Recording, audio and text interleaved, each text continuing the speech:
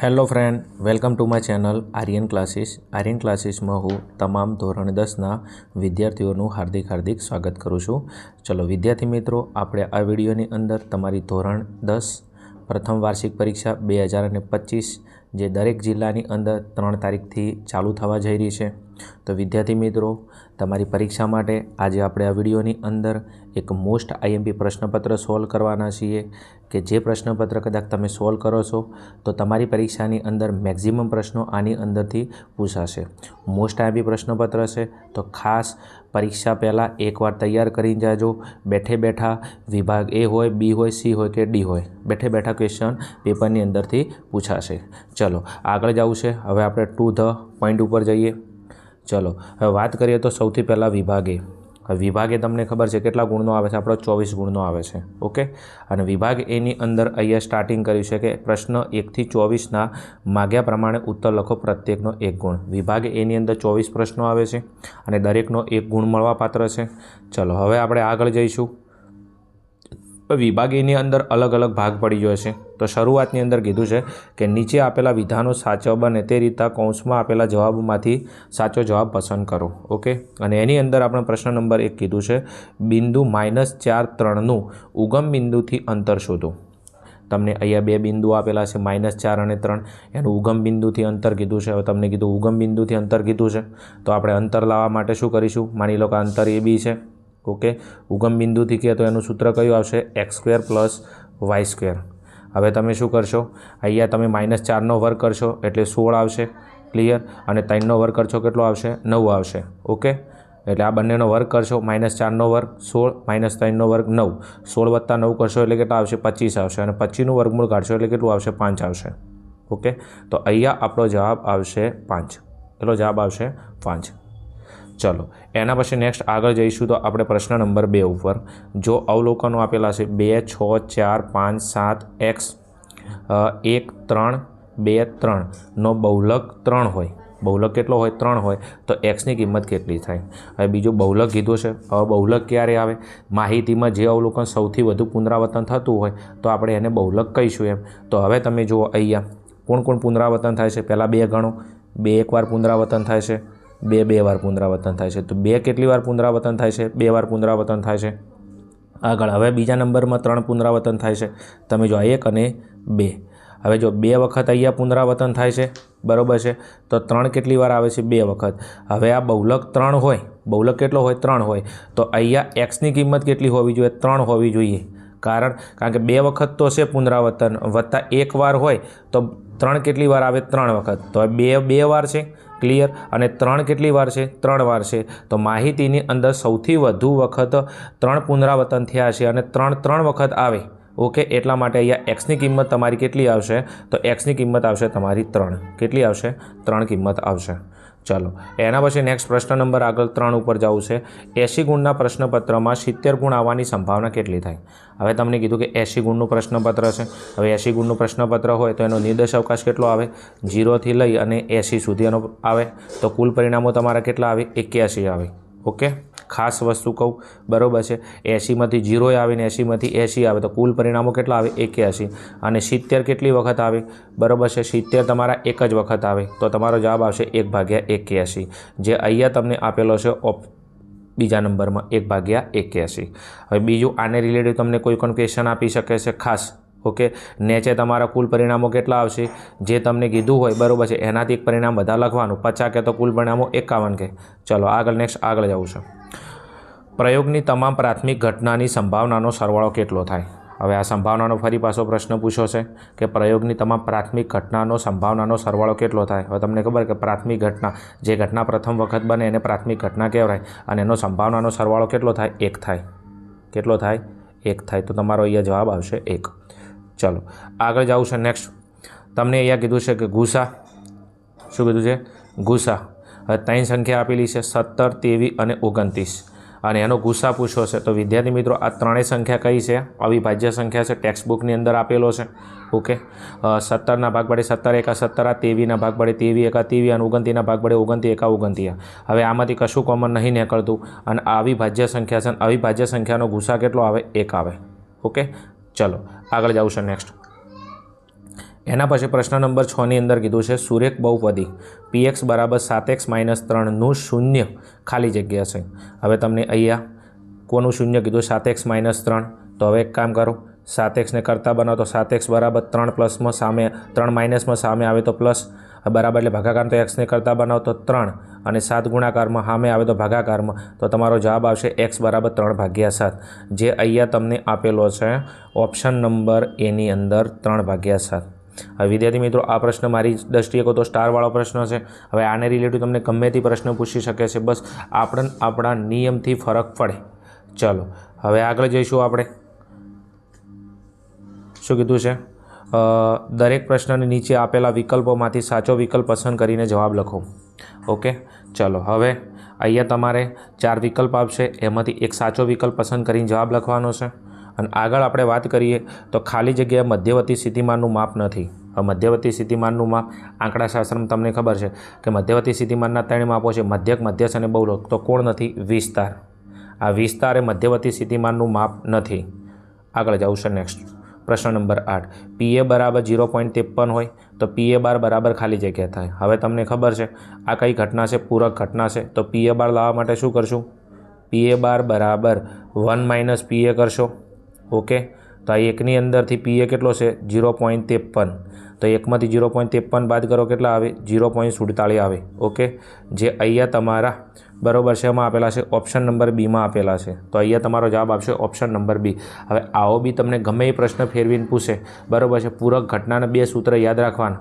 Clear? કે PA શોધવું હોય તો 1 - PA બાર, PA બાર શોધવું હોય તો 1 - PA. ચલો આગળ જાઉં છે નેક્સ્ટ પ્રશ્ન નંબર 9 ઉપર. px બરાબર એક બહુપદી આપેલી છે x² - 8x + 20નો આલેખ ખાલી જગ્યા છે. હવે સૌથી પહેલાં તમે જો આ કઈ બહુપદી છે?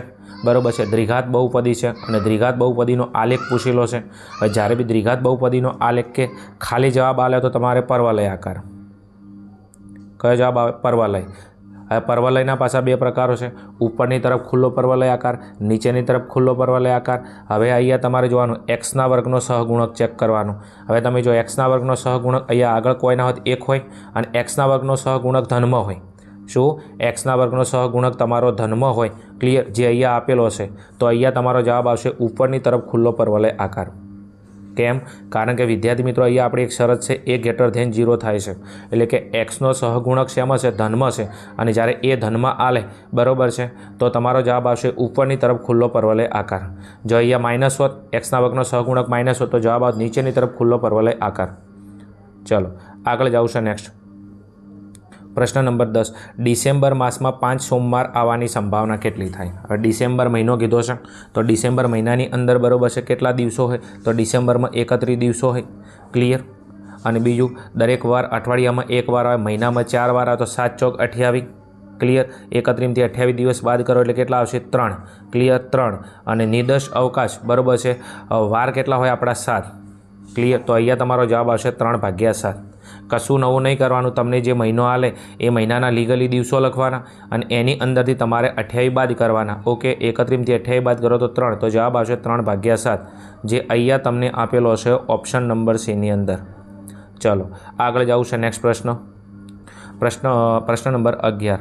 બિંદુ 5 - 3નું x અક્ષથી લંબ અંતર. બીજું 1000% IMP પ્રશ્ન, 1000%ના 1000%ના 1000%ના 1000% IMP પ્રશ્નો.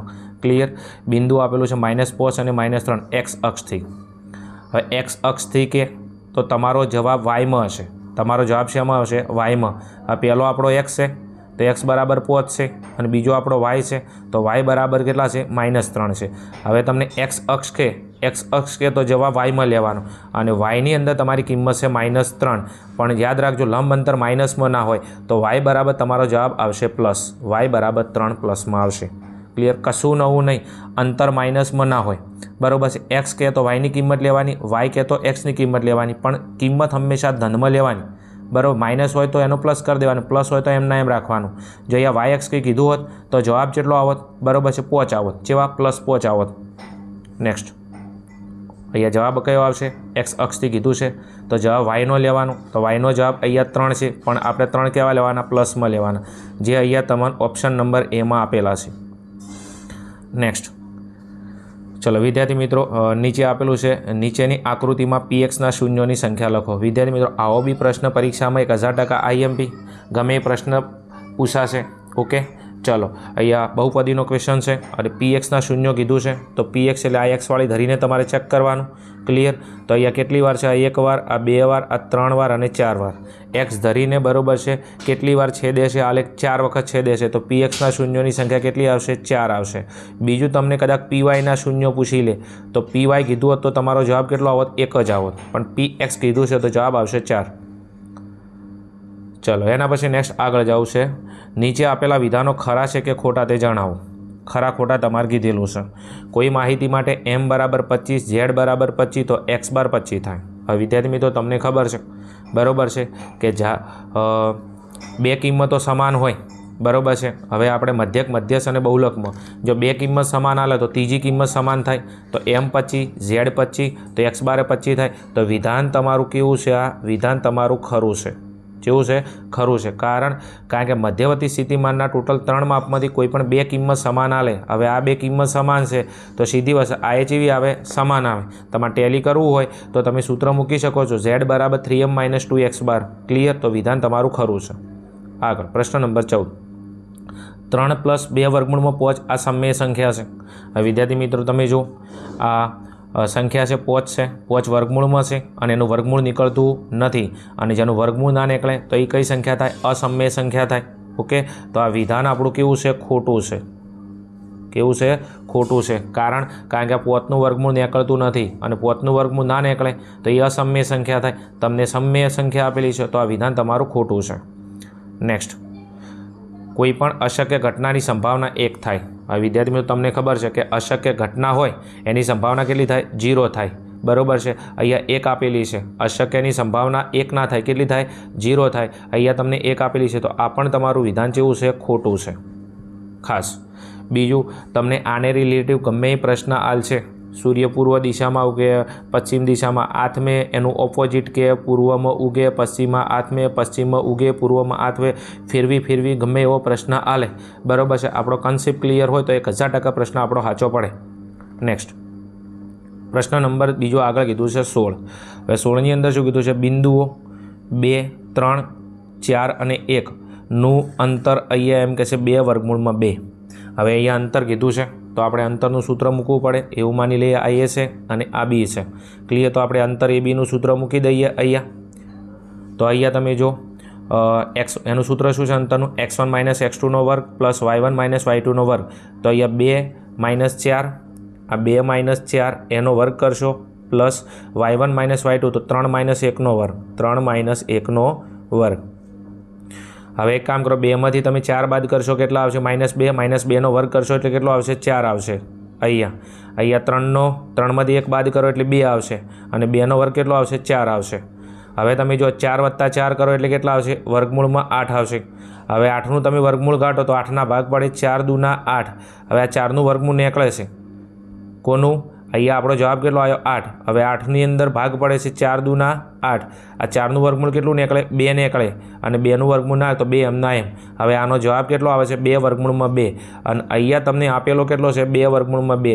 તો વિદ્યાર્થી મિત્રો આ વિધાન તમારું કેવું છે? ખરું છે. કેવું છે? ખરું છે.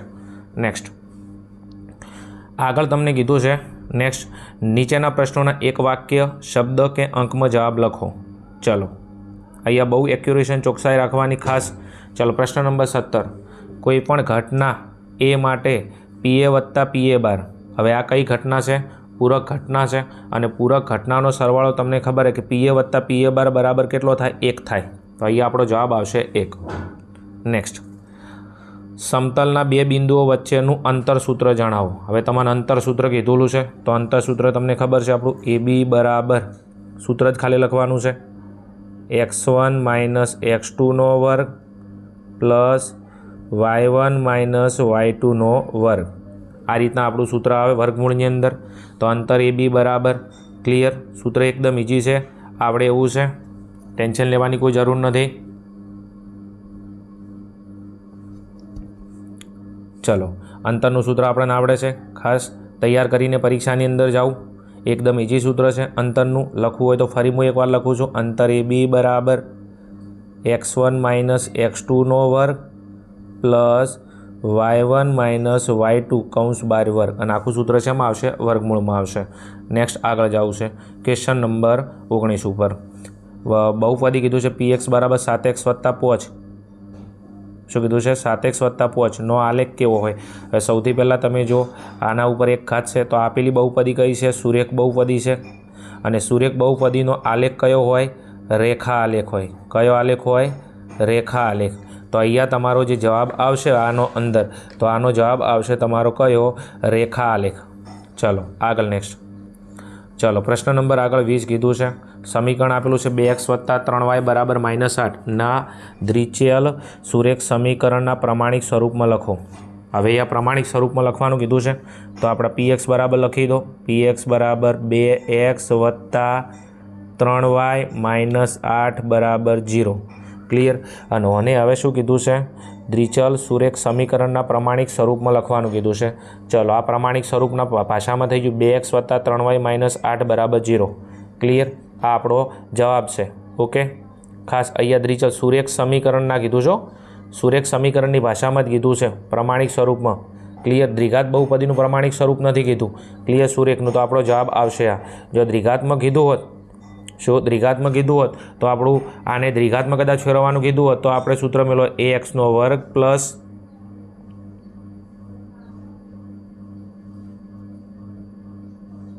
જો આને દ્વિઘાતમાં કીધું હોત તો આ સૂત્ર મેળવો ax² plus bx plus c બરાબર 0. આમાં abcની કિંમત મેળવત તો એની કિંમત મેળવત 2, બીની કિંમત મેળવત અહીંયા 3 અને સીની કિંમત મેળવત -8. ઓકે. હાલ આપણે ખાલી શેમાં કીધું છે? દ્વિચલ સુરેખ સમીકરણના પ્રમાણિક સ્વરૂપમાં. તો 8ને અહીંયા પ્લસ છે, સામે જોઈએ તો માઇનસ, તો 2x વત્તા 3y -8 બરાબર 0. ચલો આગળ જવું છે નેક્સ્ટ. ચલો એના પછી વિદ્યાર્થી મિત્રો અહીંયા આપણને વિભાગ એની અંદર કીધું નીચે આપેલા જોડકા જોડો. હવે તમારે જોડકા જોડવાના છે. આ ખાસ તમારો ઇમ્પોર્ટન્ટ પ્રશ્ન છે. જોડકાની અંદર પ્રશ્ન નંબર તમને 21 આપેલો છે. આલ્ફા શું કીધું છે? એકની અંદર. બીજું અહીંયા 4 પ્રશ્નો છે અને સામે 4 તમારા જોડકા આપેલા છે. આની અંદરથી યોગ્ય જોડકા તમારે જોડવાના છે. ચલો હવે શું કહે છે અહીંયા જુઓ તો alpha into beta plus beta into alpha plus alpha into gamma. બરાબર છે. હવે બીજું અહીંયા કશું નથી, શૂન્યોના ગુણાકારોનો સરવાળો છે. શૂન્યોના ગુણાકાર, આ શૂન્યનો ગુણાકાર છે એનો સરવાળો. તો શૂન્યના ગુણાકારના સરવાળાનું આપણું સૂત્ર આવશે. ઓકે. કયું? તો એ જવાબ આવશે આપણો c/a. તો આનો જવાબ આવશે અહીંયા c/a. ખાસ તો 21માની અંદર તમે જવાબ લખશો, 21માની અંદર બી જવાબ આવશે તમારો. ઓકે. પ્રશ્ન નંબર 21માં કીધું છે શૂન્યોના ગુણાકારોના સરવાળાનું સૂત્ર. ઓકે. તો એનું સૂત્ર કયું આવશે? c/a, જે ઓપ્શન નંબર બીમાં આપેલું છે. આગળ નેક્સ્ટ 22મો આલ્ફા વત્તા બીટા વત્તા ગેમા. હવે આ શું છે? શૂન્યનો સરવાળો છે અને શૂન્યના સરવાળાનું સૂત્ર આવશે -d/a. ઓકે. જે અહીંયા તમને આપેલું છે ઓપ્શન નંબર અહીંયા ડીની અંદર, જે અહીંયાથી તમારો જવાબ આટલે જોઈન્ટ થાય. ઓકે. તો અહીંયા તમારો જે 22મો પ્રશ્ન છે, આ 22માની અંદર આપણો જવાબ આવશે ડી. 22માં જવાબ શું આવશે? ડી આવશે. ચલો આગળ કીધું છે પ્રશ્ન number 23 alpha into beta into gamma. એટલે આ શું છે? શૂન્યનો ગુણાકાર. અને શૂન્યના જે ગુણાકાર છે, ઓકે થોડું મિસ્ટેક છે ખાસ અહીંયા જોજો વિદ્યાર્થી મિત્રો. અહીંયા લખેલું છે આલ્ફા વત્તા બીટા વત્તા ગેમા. બરાબર છે. અહીંયા થોડું મિસ્ટેક છે. આલ્ફા વત્તા બીટા વત્તા આ શૂન્યનો સરવાળો છે. ઓકે. અને સરવાળાનું સૂત્ર આપણું આવશે -b/a. કયું આવશે? -b/a. ઓકે. આ ખાસ હો, શૂન્યોના સરવાળાનું સૂત્ર કયું આવશે? -b/a. એક બીજું આ કઈ બહુપદી છે? ત્રિઘાત. તો ત્રિઘાત બહુપદીના શૂન્યોના સરવાળાનું સૂત્ર છે -b/a. તો 22માની અંદર આપણો જવાબ આવશે ઓપ્શન નંબર ડી. ચલો આગળ જાઉં છે પ્રશ્ન નંબર 23. શું કીધું છે? Alpha into beta into gamma. એટલે આ શૂન્યનો શું છે? ગુણાકાર. અને શૂન્યના ગુણાકારનું સૂત્ર છે કયું? -d/a. કયું આવશે? -d/a. હવે અહીંયા વિદ્યાર્થી મિત્રો તમને પ્રશ્ન નથી આપેલો. બરાબર છે. d/a એટલે અહીંયા કોઈ બી એક પ્રશ્ન આવવો જોઈએ. બરાબર છે. પણ તમને આપ્યો નથી. ઓકે, અહીંયા તમારો જવાબ શું આવશે? શૂન્યના ગુણાકારનું સૂત્ર. ઓકે, તો -d ભાગ્યા a આવે. તો અહીંયા આપેલો નથી, તો આ બંનેની અંદરથી કોઈ એક પ્રશ્ન તમારે લખવો પડે, કારણ અહીંયા તમને આપ્યો નથી. બાકી એનો જવાબ શું આવે? -d ભાગ્યા a આવશે, પણ અહીંયા આપેલો નથી. થોડી પ્રિન્ટિંગ મિસ્ટેક છે. ચલો નેક્સ્ટ આગળ. એના પછી પ્રશ્ન નંબર 24માં કીધું તો બહુલક z બરાબર, એટલે બહુલક z, હવે ઝેડનું તમને ખબર છે કે આસાદી સૂત્ર શું થાય? 3m - 2x બાર થાય. ઓકે, તો અહીંયા 24માની અંદર આપણો જવાબ આવશે a. ચલો બીજું ખાસ આ પ્રશ્ન નંબર 21, 22, 23 આ ખાસ તૈયાર કરીને જાઓ. ઓકે, પરીક્ષાની અંદર તમને બેઠે બેઠા જોવા મળશે. ખાસ કહું, આ પ્રશ્નો પરીક્ષામાં તૈયાર કરીને જજો. ચલો વિદ્યાર્થી મિત્રો, અહીંયા આપણા વિભાગ એનું સોલ્યુશન પૂરું થાય છે. એના પછી નેક્સ્ટ તમને વિભાગ બીના પ્રશ્નો આપેલા છે. ઓકે, તમે શાંતિથી આ જોઈ શકો છો, સ્ક્રીનશોટ લઈ શકો છો. ટાઈમના અભાવે તમને સમજાવતો નથી. પ્રશ્ન નંબર 25થી લઈ પ્રશ્ન નંબર 33. ઓકે, દરેક પ્રશ્ન મોસ્ટ આઈએમપી છે. તમારી પરીક્ષાની અંદર મેક્સિમમ પ્રશ્નો પૂછાવાની સંભાવના છે. તૈયાર કરીને જજો. ચલો એના પછી આગળ વિભાગ બીની અંદર બી તમને પ્રશ્નો આપેલા છે 34, 35, 36 અને 37, જે અહીંયા તમે જોઈ શકો છો. ચલો એના પછી આગળ જઈશું આપણે વિભાગ સીની અંદર. વિભાગ સીની અંદર તમને ખબર છે કે જે તમને પ્રશ્નો આલે છે જેટલા 38 થી 46 પ્રશ્નોમાંથી કોઈ પણ 6 પ્રશ્નો તમારે લખવાના છે. ઓકે, અને પ્રત્યેકના 3 ગુણ છે અને 18 ગુણનો વિભાગ આપણો સી છે. પ્રશ્નો તમને આપેલા છે, જોઈ શકો છો, સરસ મજાના. ચલો એના પછી નેક્સ્ટ આગળ તમે જઈશો વિભાગ સીની અંદર પ્રશ્ન નંબર 41 છે, 42 છે, 43, 44, 45, 46. બીજું સ્ક્રીનશોટ લઈ લેજો ફટાફટ. ચલો આગળ જઈશું આપણે. પ્રશ્ન નંબર 46 તમને આપેલો છે. ઓકે, આંકડાશાસ્ત્રનો પ્રશ્ન છે, જોશો. બીજું સંભાવનાના આંકડાશાસ્ત્રનો પ્રશ્ન દેખાય તો એને કદી ઇગ્નોર નહીં કરવાનો, ખાસ કહું. ચલો એના પછી લાસ્ટ છે આપણો વિભાગ ડી. આ વિભાગ ડીની અંદર કીધું છે 47 થી 54, 5 પ્રશ્નોના તમારે ગણતરી કરીને જવાબ લખવાનો છે. પ્રત્યેકના 4 ગુણ છે અને વિભાગ તમારો જે ડી છે એ 20 ગુણનો છે. ઓકે, શરૂઆતમાં પ્રશ્ન નંબર 47 કીધું સમપ્રમાણતાનું પ્રમેય લખો. શું કીધું? સમપ્રમાણતાનું મૂળભૂત પ્રમેય લખો અને સાબિત કરો. બીજો 48મો પ્રશ્ન આપેલો છે, બરાબર છે. આ બી તમારો જે પ્રમેય છે એને આધીન જ પ્રશ્ન આપેલો છે. એના પછી નેક્સ્ટ સમાંતર શ્રેણીનો પ્રશ્ન આપેલો છે. એના પછી નેક્સ્ટ તમને જે પ્રશ્ન આપેલો છે શેનો છે? મધ્ય આંકડાશાસ્ત્રનો પ્રશ્ન છે. થોડું પ્રિન્ટિંગની અંદર થોડું 11-12 છે, થોડું મેનેજ કરજો. ક્લિયર? ચલો 51મો પ્રશ્ન તમને આપેલો છે. ફરી પાછો આ બી શેનો પ્રશ્ન છે? આ બી આંકડાશાસ્ત્રનો પ્રશ્ન છે. ફરી પાછો બીજો પ્રશ્ન આંકડાશાસ્ત્રનો આપેલો છે. ઓકે, સ્વાધ્યાયનો બેઠો છે, ખૂટતી આવૃત્તિવાળો.